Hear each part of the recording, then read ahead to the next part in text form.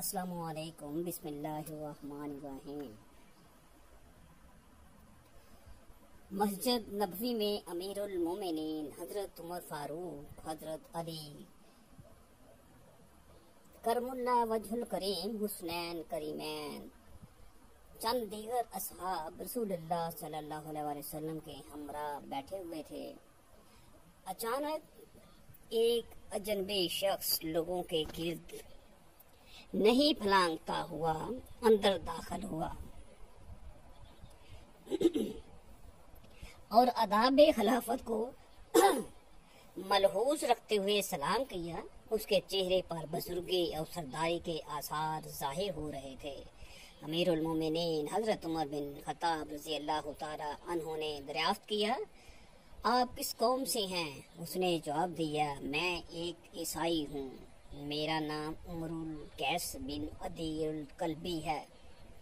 अमीरुल मोमिनीन हजरत Umar bin Khattab रज़ी अल्लाह तआला अन्हु पहचान गए कि ये बनु क्लब का सरदार है। पूछा, क्या चाहते हो? कहने लगा, मैं इस्लाम कबूल करना चाहता हूँ।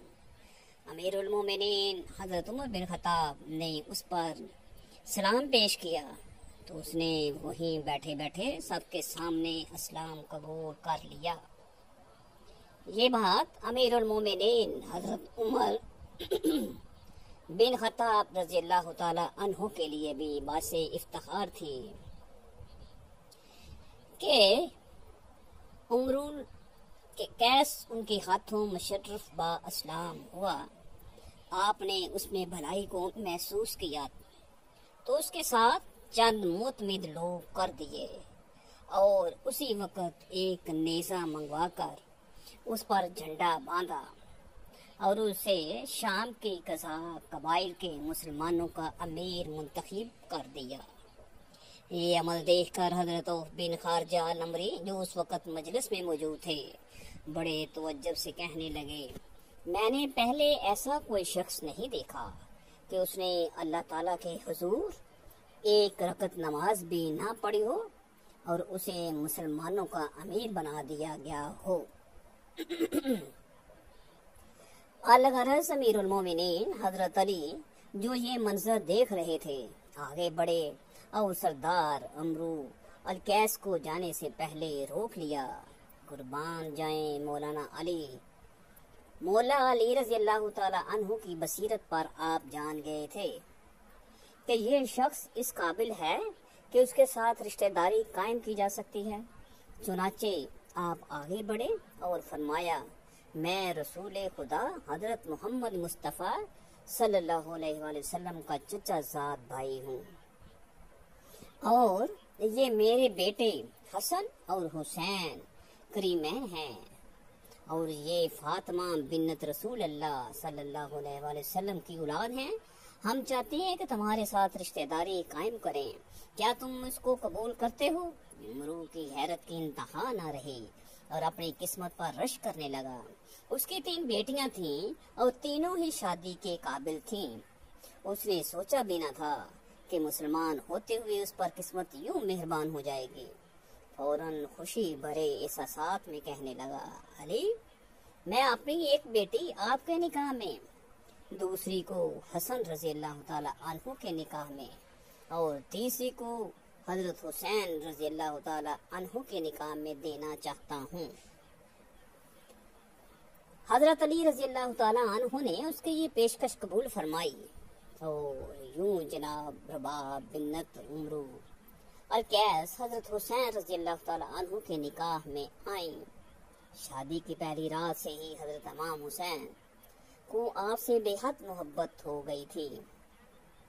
जो लोग रबाब बिन्नत अमरू को जानते हैं वो इस बात पर मुत्फिक हैं कि रबाब औरतों में बरगज़ीदा और ताबई खवातीन में अफजल खातून थी, जिन्होंने फजाइल, वफा और अखलाक से बुजुर्गी की बुनियाद रखी थी। आपका शुमार उन नौजवान लड़कियों में होता था कि जिनसे अक्लमंदी और जहानत के आसार झलकते थे। हजरत हुसैन रज़ी अल्लाह तआला अन्हु से शादी के बाद आपके यहाँ अब्दुल्ला और आमिना पैदा हुई, जिनको دنیا سکینہ کے نام سے جانتی ہیں۔ ان بچوں کی پیدائش کے بعد حضرت حسین کی محبت اپنی زوجہ رباب سے اور زیادہ بڑھ گئی، یہاں تک کہ آپ کا رباب کی طرف لگاؤ دیکھ کر کچھ لوگوں نے رباب کی شکایات کرنا شروع کر دی، جن کو مولا حسین رضی اللہ تعالی عنہ نے کوئی اہمیت نہ دی، حتیٰ کہ اپنے زوجہ رباب کی محبت میں کچھ اشعار بھی کہے، جن میں سے ایک کا مفہوم یہ ہے کہ جب سکینہ اور رباب اپنے ننھیال میں جائیں تو ان کی جدائی میں دن بھر رات تاریک لگتے ہیں۔ الغرض منقول ہے کہ کربلا میں شہادت امام حسین کے وقت آپ کی زوجہ رباب بھی موجود تھیں۔ شہادت سے پہلے حضرت حسین نے ان کی طرف نظر بر کر دیکھا اور فرمایا، اے رباب، جب میں شہید ہو جاؤں تو تم میں سے کوئی بھی مجھ پر کپڑے نہ پھاڑے اور نہ اپنے چہرے کو پیٹے اور نہ ہی ناشکری کے کلمات کہے۔ آپ نے اپنے سر تاج کی ان نصیحتوں پر سر تسلیم کیا اور پھر دنیا نے دیکھا کہ یہ خاندان حسین کی عظمت اور ہمت کے بلند درجے پر فائز ہے۔ کربلا کی سخت تکلیف دہ واقعے کے ختم ہونے کے بعد آپ دوسری خواتین کے ہمراہ مدینہ تشریف لے آئیں اور وہیں آباد ہیں۔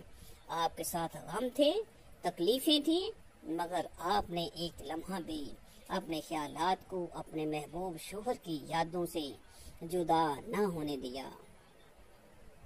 عدت کا دورانیہ ختم ہوا تو معزز ترین لوگوں نے نکاح کے پیغامات بھیجے، مگر آپ نے یکسر قبول کرنے سے انکار کر دیا اور آپ نے ایک حلفیہ دستاویز بھی تحریر کی جس کا عنوان تھا وفا حسین کے لیے۔ الغرض آپ نے اپنے نام کو حسین علیہ السلام کے نام کے علاوہ کسی اور سے منسوب کرنا قبول نہ کیا، بلکہ آپ کا ایک جملہ بہت مشہور ہوا کہ خدا کی قسم میں رسول اللہ صلی اللہ علیہ وسلم کے بعد کسی کو سسر نہیں بناؤں گی۔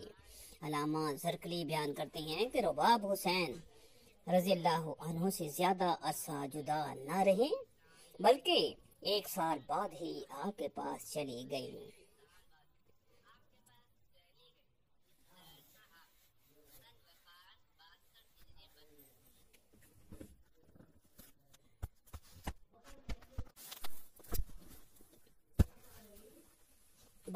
سن وفات 62 ہجری۔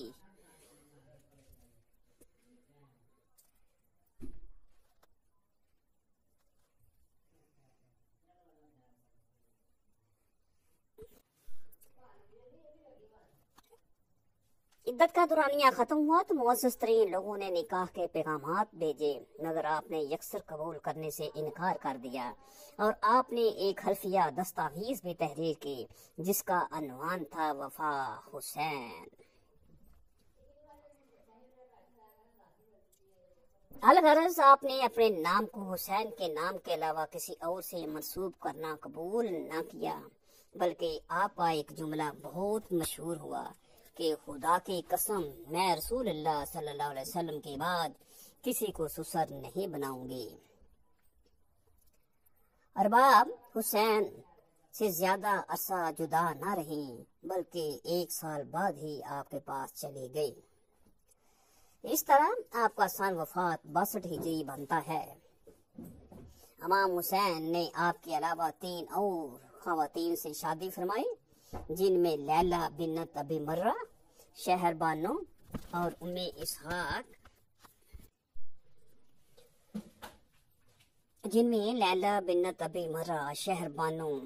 اسحاق بنت طلحہ شامل ہیں۔ حضرت حسین نے اس ثابت قدمی کی مثال دکھائی، آپ کو ڈرایا دھمکایا گیا، آپ اور آپ کے ساتھیوں کو کئی دنوں تک بھوکا پیاسا رکھا گیا، حتیٰ کہ آپ اور آپ کے تقریباً تمام تر خاندان اور ساتھیوں کو بے دردی سے شہید کیا گیا، مگر آپ نے باطل کے ساتھ کسی مداہنت سے کام لیا اور نہ یزید کی بیعت کے لیے راضی ہوئے۔ سوال یہ ہے کہ یہ سب مشکلات، تکالیف اور قربانی انہوں نے کس مقصد کے لیے دی؟ کیا آپ تھوڑی مداحنت، نرمی اور سمجھوتا کر لیتے تو اچھا نہ ہوتا؟ یہ خیال عموماً لوگوں کے ذہنوں میں پیدا ہوتا ہے۔ کچھ لوگوں کا خیال ہے کہ حضرت حسین اپنی خلافت قائم کرنا چاہتے تھے، اس لیے یزیدی فوج سے جا ٹکرائے۔ یہ درست ہے کہ انہیں کوفہ اور دیگر علاقوں سے بلاوے آئے تھے کہ آپ آئیں تاکہ آپ کو خلیفہ منتخب کیا جا سکے۔ انہیں وسیع عوامی حمایت کا وعدہ کیا گیا۔ بزرگوں نے آپ کو سمجھایا بھی کہ یہ دھوکہ لگتا ہے، مگر آپ نے جانے کا قصد کر لیا تو خاندان کی اکثر مرد اور خواتین بچوں سمیت آپ کے ساتھ عازم سفر ہو گئے۔ تاہم حکومت سے لڑنا آپ کے پیش نظر ہوتا تو آپ مناسب جنگی تیاری کر کے جاتے اور عورتوں اور بچوں کو ساتھ ہی نہ لے جاتے وہاں۔ جب حضرت حسین کو پتہ چلا کہ حکومت کے ظلم و ستم کے خوف یا لالچ دیے جانے کے باعث لوگ آپ کا ساتھ دینے سے پہلو دہی کر رہے ہیں، تو آپ نے واپسی کا ارادہ کیا۔ تاہم آپ کو واپس آنے کی اجازت کو اس بات سے مشروط کیا گیا کہ آپ یزید کی بیعت کر لیں۔ آپ مگر ایسا کرنے سے متعمل تھے۔ آپ نے مذاکرات کارواں کو یقین دلانے کی کوشش کی کہ میرا حکومت سے لڑنے یا حکومت حاصل کرنے یا آئندہ بغاوت کرنے کا کوئی ارادہ نہیں، مگر وہ نہ مانے۔ کہا جاتا ہے کہ یزید کا خود حضرت حسین اور ان کے ساتھیوں کو قتل کرنے کا ارادہ نہیں تھا، مگر ان کے سپہ سالار خود کو شاہ سے زیادہ شاہ کے وفادار ثابت کرنے کی کوشش کر رہے تھے۔ اس لیے انہوں نے صلح کی کوششیں ناکام بنائیں اور بالآخر امام حسین کا سر تن سے جدا اور ان کے ساتھیوں کو خون میں نہلا دیا۔ جب یزید کو امام کا سر پیش کیا گیا تو کہا جاتا ہے انہوں نے آپ کے قتل پر دکھ کا اظہار کیا، لیکن دوسری طرف یہ بھی حقیقت ہے کہ یزید نے امام اور ان کے ساتھیوں کی قتل عام میں ملوث اور اپنے کسی عامل کے خلاف کوئی کارروائی کی ہی نہیں، انہیں کوئی سزا دی، بلکہ وہ اسی طرح اپنے عہدوں پر باقی اور ان کے معتمد رہے جس طرح قتل عوام سے پہلے تھے۔ دراصل اس وقت جو حکومت قائم تھی وہ لوگوں کی آزاد مرضی سے منتخب نہیں ہوئی تھی، بلکہ ایک موروثی بادشاہت تھی جو لوگوں کو اپنی بیعت پر مجبور کر رہی تھے۔ اس طرح بالجبر حکومت قائم کرنے اور لوگوں کو بیعت و اطاعت پر مجبور کرنے کی اسلام اجازت نہیں دیتا۔ یہ امامت برحق نہیں تھی، لہذا حضرت حسین نے سوچا کہ اگر وہ حق پر استقامت اور ثابت قدمی دکھانے کے بجائے یزید کی بیعت کر لیتے اور مصلحت کوشی پر مداحنت سے کام لے لیتے تو اس بات کا خدشہ تھا کہ رسول کریم صلی اللہ علیہ وآلہ وسلم کا مقدس نواسا ہونے کی بنا پر اہل اسلام آپ کے طرز عمل کو امام باطل و فاسق کی زور زبردستی والی بیعت کے لیے حجت سمجھ لیتے اور یہ ایک بڑی مثال بن جاتا۔ آپ اگر چاہتے تو مزاحمت سے کام لے لیتے اور ظاہری طور پر یزید کی نقلی بیعت کر لیتے، اس طرح آپ اور آپ کے ساتھیوں کی جانیں بچ جاتی، مگر آپ نے ایمانی غیرت کا مظاہرہ کرتے ہوئے رخصت کی بجائے عزیمت کا راستہ اختیار کرنے کا فیصلہ کیا۔ یوں انہوں نے سکھا دیا کہ موت یا کسی دوسرے نقصان کے خوف سے حق کو چھوڑ کر باطل کی حمایت کرنا مردوں کا شیوا نہیں ہے۔ لہذا حضرت حسین نے امام باطل کی بیعت کرنے سے انکار کر دیا اور اپنی قولی اور عملی شہادت اور عظیمت شان قربانی کے ذریعے قیامت تک کے لیے لوگوں پر راہ عظیم پلازی کر دی۔ آپ نے سکھا دیا کہ اگر آئندہ حق و باطل کے درمیان اس طرح کا مارکا برپا ہو، حق اور باطل میں ترجیح اور انتخاب کا موقع آئے، یا کوئی فاسق اور ظالم لوگوں پر بالجبر اپنی حکومت مسلط کرنے کی کوشش کرے، تو آزادی قانون کی بالادستی، جمہوریت اور انسانی وقار کے علم بردار کسی مداحنت سے کام نہ لے۔ جرأت دکھاتی ہوئی حق کے ساتھ سینہ تان کر کھڑے ہوں اور باطل کے ساتھ کسی بھی طرح کی حمایت اور تعاون سے سرے سے انکار کر دیں۔ حقیقت یہ ہے حضرت امام حریت جواب وہ حکومت انسان دوستی اور حق و صداقت کے لیے کوشاں لوگوں کے لیے مشعل راہ ہے۔ یہاں یہ بھی جان لیجیے کہ کیا امام احمد بن حنبل نے یزید بن معاویہ کے کفر کا فتویٰ دیا ہے؟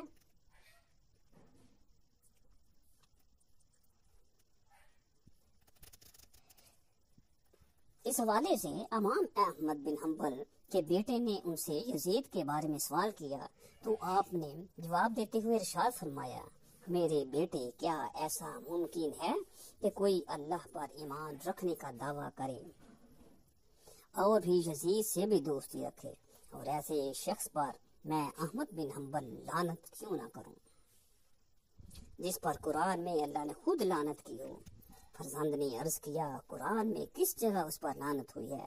تو انہوں نے جواب دیا کہ اللہ کے اس فرمان میں، پس اے منافقو، تم سے توقع یہی ہے کہ اگر تم قتال سے گریز کر کے بیچ سے نکلو اور حکومت تک کے لیے لوگوں پر راہ عظیم پلازی کر دی۔ آپ نے سکھا دیا کہ اگر آئندہ حق اور باطل کے درمیان اس طرح کا مارکا برپا ہو، حق اور باطل میں ترجیح و انتخاب کا موقع آئے، یا کوئی فاسق کا ظالم لوگوں پر جبرن اپنی حکومت مسلط کرنے کی کوشش کرے، تو آزادی قانون کی بالادستی، جمہوریت کے علم بردار کسی مداحنت سے کام نہ لے۔ جرأت دکھاتے ہوئے حق کے ساتھ سینہ تان کر کھڑے ہوں اور باطل کے ساتھ کسی بھی طرح کی حمایت اور تعاون سے سرے سے انکار کر دیں۔ حقیقت یہ ہے کہ حضرت امام حریت جواب وہ حکومت انسان دوستی اور حق و صداقت کے لیے کوشاں لوگوں کے لیے مشعل راہ ہے۔ امام احمد بن حنبل نے یزید بن معاویہ کے کفر کا فتویٰ دیا۔ اس حوالے سے امام احمد بن حنبل کے بیٹے نے ان سے یزید کے بارے میں سوال کیا تو آپ نے جواب دیتے ہوئے ارشاد فرمایا، میرے بیٹے، کیا ایسا ممکن ہے کہ کوئی اللہ پر ایمان رکھنے کا دعویٰ کرے اور پھر یزید سے بھی دوستی رکھے، اور ایسے شخص پر میں احمد بن حنبل لعنت کیوں نہ کروں، جس پر قرآن میں اللہ نے خود لعنت کی ہو؟ بیٹے نے عرض کیا، قرآن میں کس جگہ اس پر لعنت ہوئی؟ تو انہوں نے جواب دیا کہ اللہ کے اس فرمان میں، اے منافقو، تم سے توقع یہی ہے کہ اگر تم قتال سے گریز کر کے نکلو اور حکومت حاصل کر لو، اپنے ان قرابتی رشتے کو توڑ ڈالو گے جن کے بارے میں اللہ اور اس کے رسول صلی اللہ علیہ وسلم نے مواصلت کا حکم دیا ہے۔ یہی وہ لوگ ہیں جن پر اللہ نے لعنت کی ہے اور ان کے کانوں کو بہرا کر دیا ہے اور ان کی آنکھوں کو اندھا کر دیا ہے کہ قتل امام حسین سے بڑھ کر بھی کوئی فساد ہو سکتا تھا۔ یزید کی ابتدائی زندگی اور حالات و واقعات اور اس کی زندگی پر اگر نظر ڈالی جائے تو معلوم ہوتا ہے کہ یہ نوخیس اور الگ قسم کا نوجوان ہے۔